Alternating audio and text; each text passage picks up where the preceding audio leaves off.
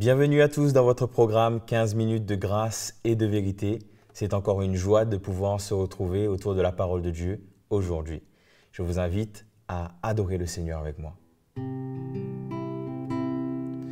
Ton nom est si merveilleux, Jésus. Ton nom est si merveilleux, Jésus. Ton nom est si merveilleux. Ton nom est si merveilleux, ton nom est si merveilleux, Jésus. Ton nom est si merveilleux, ton nom est si merveilleux, ton nom est si merveilleux, Jésus. Ton nom est si merveilleux, ton nom est si merveilleux. Ton nom est si merveilleux, Jésus. Ton nom est si merveilleux, ton nom est si merveilleux, ton nom est si merveilleux, Jésus. Oui, ton nom est si merveilleux, Jésus. Ton nom est si merveilleux, Jésus. Oui, le nom du Seigneur est si merveilleux. C'est pourquoi ce matin, ouvrons nos cœurs et allons recevoir ce que le Seigneur a pour nous. Bonjour à vous tous, j'espère que vous allez bien et je suis heureux de vous accueillir dans ce moment avec la parole du Seigneur pour nous enrichir en espérant que la grâce et la vérité vous soient communiquées selon le titre même de cette émission qui vous est proposée régulièrement. Que le Seigneur vous bénisse dans ce moment. Aujourd'hui, nous allons continuer encore à parler de personnages qui pourraient être de bons ou de mauvais modèles. Je vous laisse voir concernant et conclure concernant Simon. Simon le magicien, un personnage assez étrange qui a fait une expérience un peu particulière, mais il a mal démarré. Il a cru, bien sûr, il a cru dans le Seigneur, il a été baptisé, mais il est venu avec un cœur qui était tordu et voyant que Pierre et Jean accordaient le don du Saint-Esprit par l'imposition des mains, peut-être que c'est plus simple qu'on le lit carrément dans Actes chapitre 8 et le verset 18. Lorsque Simon vit que le Saint-Esprit était donné par l'imposition des mains des apôtres, il leur offrit de l'argent en disant « Accordez-moi aussi ce pouvoir, afin que celui à qui j'imposerai les mains reçoive le Saint-Esprit. » Mais Pierre lui dit « Que ton argent périsse avec toi, puisque tu as cru que le don de Dieu s'acquerrait à prix d'argent. Il n'y a pour toi ni part ni lot dans cette affaire, car ton cœur n'est pas droit devant Dieu. » Comment est-ce qu'il est possible que Simon en arrive à proposer à faire du marchandage avec Pierre et Jean, au point qu'il propose de l'argent pour être capable lui aussi de transmettre le Saint-Esprit comme Pierre et Jean le faisaient. C'est qu'il y avait quelque chose dans son cœur qui n'était vraiment pas droit. C'est à ce point où Pierre lui dit qu'il est dans un fiel amer et dans les liens de l'iniquité. Et à ce qu'il a proposé, Pierre va lui parler d'un possible jugement, qu'il doit prier pour que Dieu lui pardonne, mais s'il est possible, Pierre lui dit, s'il est possible que tu sois pardonné.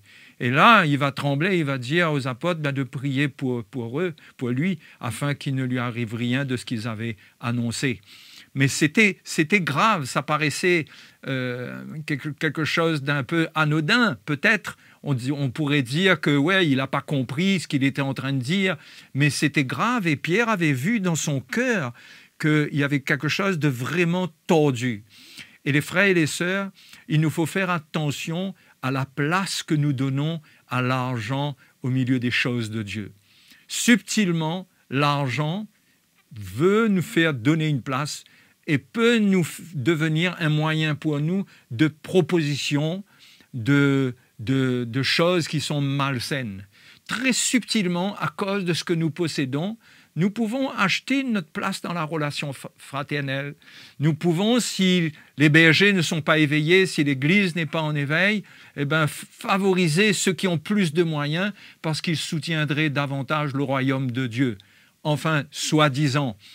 Mais toutes ces raisons ne sont pas du tout justifiables. Pourquoi? Parce que l'argent n'a rien à voir avec les choses de Dieu. Non pas d'une manière absolue, puisque bien sûr, nous servons le Seigneur avec notre argent. Et c'est comme on dit, l'argent est un bon serviteur, mais c'est un mauvais maître. Et là, nous voyons que Simon a cherché à mettre cet argent-là, à en faire un moyen pour lui d'acquérir les choses de Dieu, les choses saintes de Dieu.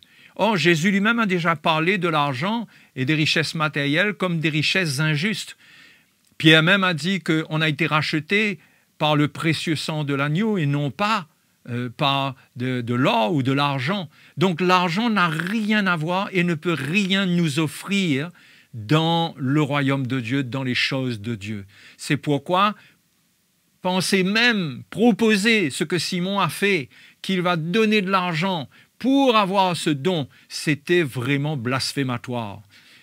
La Bible nous montre d'ailleurs concernant le Saint-Esprit, par exemple pour les manifestations spirituelles, dans 1 Corinthiens chapitre 12, verset 11, on n'achète pas le Saint-Esprit et les dons du Saint-Esprit. Vous savez, on peut être zélé avec notre argent et servir Dieu et donner dans l'offrande et être généreux, mais cela, bien sûr, pour cela, Dieu promet des bénédictions. Dieu promet de prendre soin de nous si on recherche le royaume de Dieu et la justice. Mais avec cela, nous ne pouvons rien acheter. Nous ne pouvons rien acheter de ce que Dieu a pour nous. Ce que Dieu a pour nous nous est donné par grâce. Et même les manifestations de l'Esprit, puisque Simon parle de pouvoir transmettre le don du Saint-Esprit, mais même les manifestations de l'Esprit, on ne peut pas payer pour cela. Et pour cause, 1 Corinthiens chapitre 12, verset 11 nous dit « Un seul et même esprit opère toutes ces choses, c'est-à-dire tous les dons spirituels, les distribuant à chacun en particulier comme il veut.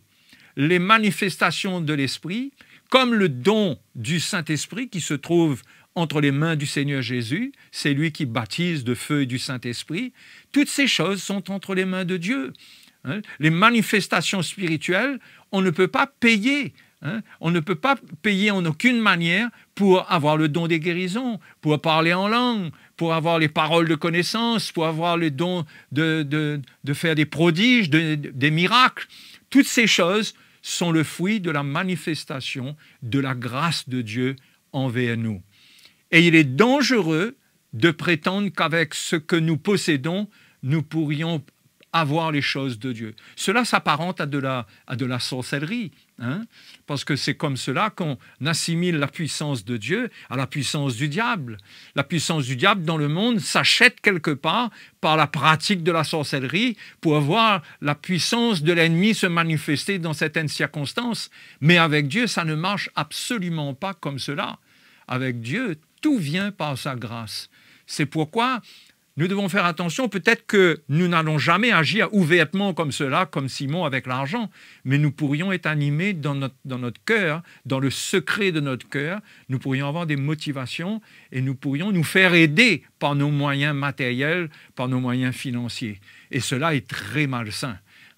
C'est vraiment la grâce de Dieu qui nous accompagne dans toute notre vie. Cela commence par notre salut, puisque Paul a dit aux Éphésiens que nous sommes sauvés non pas par les œuvres, par ce que nous pouvons faire, mais par la grâce au moyen de la foi.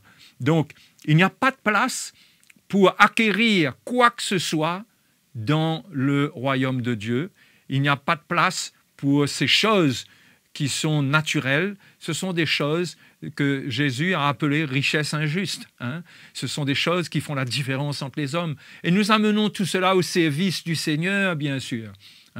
Et c'est une grâce pour nous, mais ce n'est pas à cause de cela que nous allons acquérir quoi que ce soit. Mais à cause de notre fidélité dans les choses matérielles, avec ce que nous faisons dans nos finances, cela nous permet, c'est un moyen de renoncer à nous-mêmes, c'est un moyen de faire mourir la cupidité, la convoitise, Parce qu'en passant, Simon croyait qu'il était encore dans l'esprit du monde, malgré sa conversion, qui avait pris son baptême. Il pensait qu'on pouvait acquérir les choses de Dieu comme dans le monde. Dans le monde, quand on convoite quelque chose, on paye et on a. Mais ce n'est pas avec de la convoitise, parce qu'il a convoité le don que transportaient les apôtres. Il a convoité cela, et c'est avec sa chair qu'il est venu. Eh bien, ce n'est pas comme ça que ça marche dans le royaume de Dieu.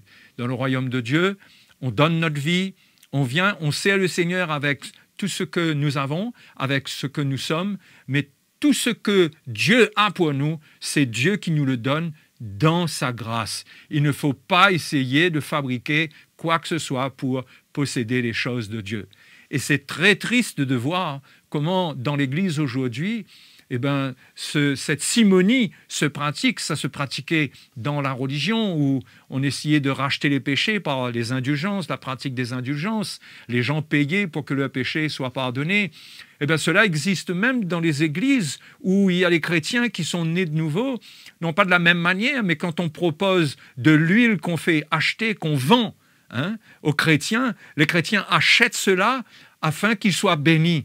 C'est la même chose. Cela frise le blasphème. Cela rentre dans un domaine qui est très dangereux, qui s'apparente et s'assimile, comme je l'ai dit, à de la sorcellerie. Et cela n'est pas agréable à Dieu. Et Dieu rejette cela. Et c'est tellement fort et ténébreux que le diable même peut entrer en action dans la vie de ceux qui s'ouvrent à ce genre de pratique. Donc c'est quelque chose qu'il faut rejeter, cette attitude de croire qu'on peut acquérir quoi que ce soit avec ce que l'on possède. Avec ce que l'on possède, on peut acquérir les choses matérielles, mais pas les choses de Dieu. Les choses de Dieu ne s'achètent pas. Il en est de même pour le ministère. L'apôtre Paul dit que pour lui, le travail qu'il a produit, c'est par la grâce de Dieu. Dans 1 Corinthiens 15, au verset 10, Paul dit « Par la grâce de Dieu, je suis ce que je suis, et sa grâce en moi n'a pas été vaine. Loin de là, j'ai travaillé plus que tous, non pas moi toutefois, mais la grâce de Dieu qui est avec moi. » Voilà l'attitude qu'il faut avoir. Il faut reconnaître que dans tout ce que nous réussissons, dans le ministère, d'ailleurs, si nous réussissons réellement dans le ministère, c'est que notre cœur est pur concernant ces choses-là. Que le Seigneur soit glorifié au travers de nos vies, en ne trouvant pas ce genre d'attitude, mais que plutôt nous soyons comme Paul, nous reconnaissons la grâce de Dieu sur notre vie. C'est pareil pour les ministères dont Paul parle dans Éphésiens chapitre 4 au verset 7. L'apôtre Paul dit « Mais à chacun de nous, la grâce a été donnée selon la mesure du don de Christ. » Plus devant, il dit « Et Christ a fait des dons aux hommes. » Il a donné les uns comme apôtres. Voyez, ce sont des dons. Personne ne peut chercher à mériter quoi que ce soit. On ne peut pas fabriquer, on ne peut même pas se dire qu'on va étudier, qu'on va faire de grandes écoles, qu'on va apprendre afin de devenir. Tout cela doit venir par la grâce de Dieu. Il n'y a rien que nous puissions faire qui pourrait nous faire gagner des choses que Dieu n'a pas pour nous. Mais tout ce que nous faisons de tout notre cœur, tout notre service, le don de notre vie et le don de nos finances pour soutenir le royaume de Dieu. Cela nous aidera, cela contribuera à notre croissance spirituelle, mais ne nous fera pas acquérir des choses de la part de Dieu comme venant d'un deal entre nous et Dieu au travers de l'argent et au travers de ce que nous possédons. Donc, je ne sais pas si cela vous concerne ou concerne des gens autour de vous, mais je crois que c'est quelque chose par lequel il faut s'exhorter les uns les autres à rester purs concernant l'argent. À tel point que le Seigneur dit que ce que notre main gauche donne, que notre droite ne le sache pas. Qu'on comprenne que tout ce qui touche à l'argent, c'est très délicat. Il faut être zélé dedans, mais il faut faire attention de tomber dans le piège. Voilà donc pour aujourd'hui, pour cet encouragement. J'espère que cela vous éclaire et vous donne de la lumière pour votre vie et vous aide à vous tenir sur une plateforme d'avertissement pour que vous soyez zélés pour la vérité. Donc que le Seigneur vous bénisse. Je vous donne rendez-vous à la prochaine fois. Nous remercions le Seigneur pour sa parole et bien sûr, je suis sûr que vous avez été encouragés et bénis. Pour cela, aimez et partagez cette vidéo autour de vous pour en bénir encore plus d'un. N'oubliez pas, abonnez-vous à notre chaîne CTMI Et n'oubliez pas également d'activer la petite cloche pour recevoir toutes les notifications et les dernières vidéos qui paraîtront sur notre chaîne. Si vous avez des messages, des témoignages, n'hésitez pas à nous écrire sur l'adresse qui s'affiche sur votre écran. Je vous remercie de votre attention et à bientôt.